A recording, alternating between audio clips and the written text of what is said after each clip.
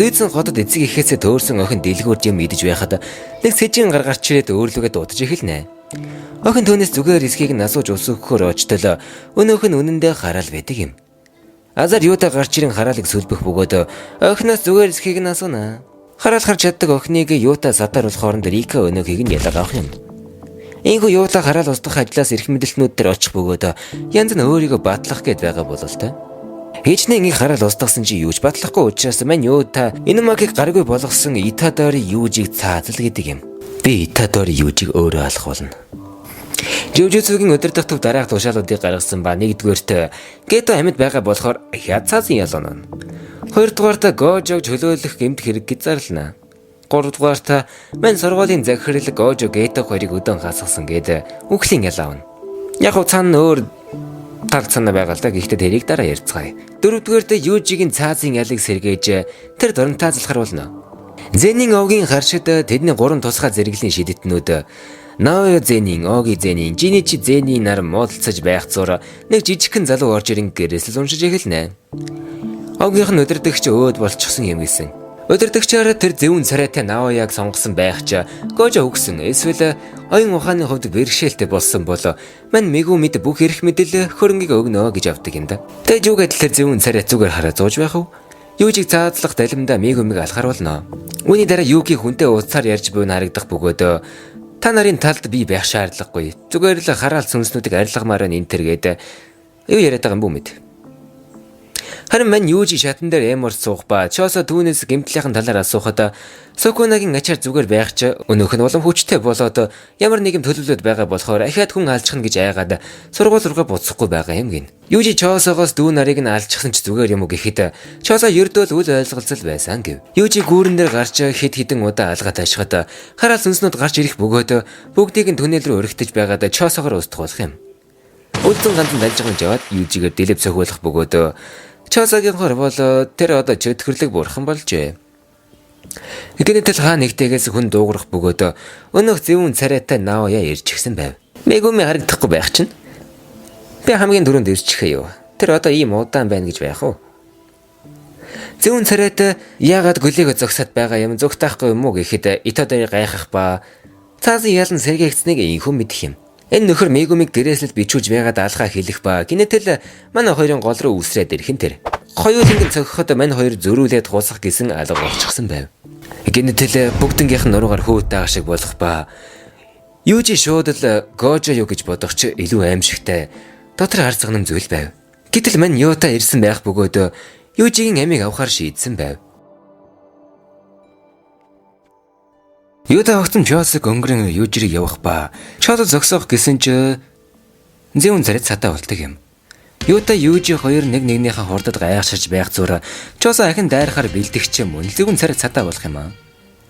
Тэр Чосогийн цус техникийг таних ба түүний техник нь цэнэглэж байж ашиглах боломжтой учраас одоо яриад байх юм байхгүй. Тиймээс хурдхан үхээ гэв. Чосо хариуд нь чи миний бяцхан дүү гэмтээ чад. Эннээс амьд гарч чадна гэж бодоо юу хэмээн ах хүний үгээ хэлвэ. Тэр хооронд Юужи маань Юутатай хөөцөлцөөр урд нь хэвдэж байсан машиныг авахад Юута маш хурдан тойрж очоод сэлмэрээ цавчв. Гэтэл Юужи маань гарныхаа хүчээр өөрийгөө татна нөгөө тал руу давж болтсон байсан ба Юужиг цавцсандаа итгэлтэй байсан Юута гайхсан царайтаагаар түүнийг яг л маг шиг юмаа гэв.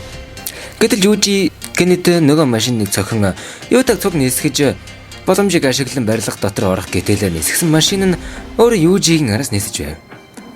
Юужи гинэт зогсон болтсон ба эргэж харваасаа Юута зогсож байв. Юужи Юутаг харан дотроо их хүчтэй биш ч Юутаг асар их хараалын инээрх тэгн анзаарва. Мэдээж хэрэг Юута анзаарчихсан үгээд өөрийнх нь хараал инээрх Гожогийнхоос жилүүгээд манай хүнд өөрийгөө флекстэй дэмжинэ. Юута гинэт ярьж хандлаа хэмээн дайр шиг л нэ. Манай Юужи арай ядан энэ дайралтуудаас нь бултаж байв. Дайралтыг нь харах үнэхээр хүндрэлтэй байсан ба эгвчлэн хүмүүс хараалт энергээ дайрах хэсэгтээ бөөгнөж дайрдаг учраас тамгал хамархан. Харин элит хүмүүс болохоор бүх биеэр жигд хараалт энергээ тараадаг учраас таамаглахад их хэцүү байдаг байна. Гэвч Юута бийч гэлтгүй сэлмэ хүртэл их хэмжээний хараалт энергээр хутсан учраас асуудал болоод байна. Гэхдээ Юужи маань одоохондоо өгөх болоогүй хэмээн тулааны барилаа ба. Ийгүү тэр хоёр тулалдаж эхлэх бөгөөд Юутатай тулалдахад хамгийн хүндрэлтэй зүйл нь түүний сэлэн байсан ба Юужи сэлэмд ямар нэг арга хэмжээ авахгүй бол махан татаж болох нь түүний хувьд цаг хугацааны асуудал болоод байв. Юужи шууд цаана байгаа нэг машин руу орж нэвтлэн гарахад Юта машиныг нь даван түүн рүү дайрах ба Юужи дайралтыг нь машин дотроос авсан хутгаараа хав. Юта хэсэг гайхах ба Юужи шууд завсаргүй дайрч эхэлвэ.